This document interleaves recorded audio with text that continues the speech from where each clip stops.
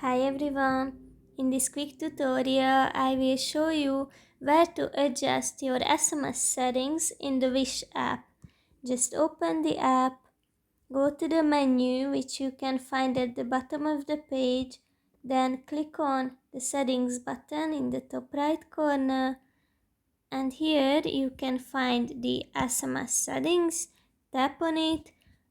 First of all, if you haven't verified your number, you can do that by clicking here and typing in your phone number, then clicking on sign up.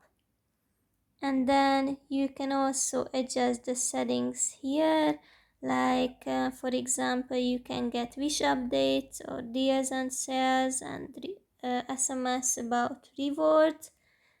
In this position they are all disabled, but if you verify your phone number and then click here, they will be enabled. That's basically it. I hope it helps.